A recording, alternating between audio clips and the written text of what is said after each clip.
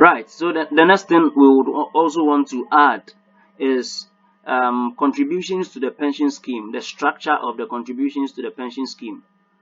This is the structure. First of all, an employer of an establishment shall mandatorily deduct from the salary of every employer, of every employee, of every worker in the establishment immediately at the end of the month a worker's contribution of an amount equal to 5.5% of the worker's salary for the period, irrespective of whether the salary was paid or it was not paid.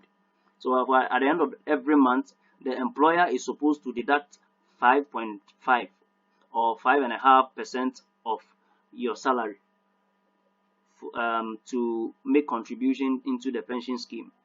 The second is that the employer is also mandatorily supposed to pay, apart from the salary he pays you, is mandatorily supposed to pay a contribution of an amount equal to 13% of your salary during the month into the pension scheme. So what will be the total?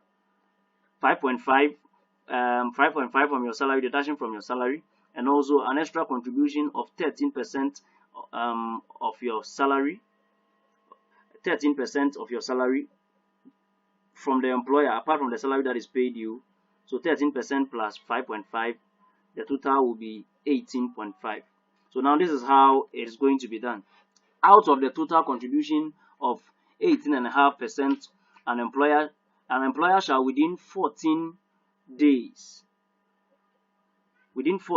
from the end of the month transfer the following remittances to the mandatory schemes on behalf of each worker. So within 14 days, the employer, the deduction and the addition the employer has made, is supposed to transfer all these monies into the pension scheme. And this is how it's going to be done. First of all, 13.5% must go into your first tier. That is the national insurance security, the one we have an equivalent in Ghana called the SNIT. That's the first tier. 13.5% to the first tier mandatory basic national social security scheme, and also 5% to the second tier mandatory occupational pension scheme. That is privately managed pension scheme.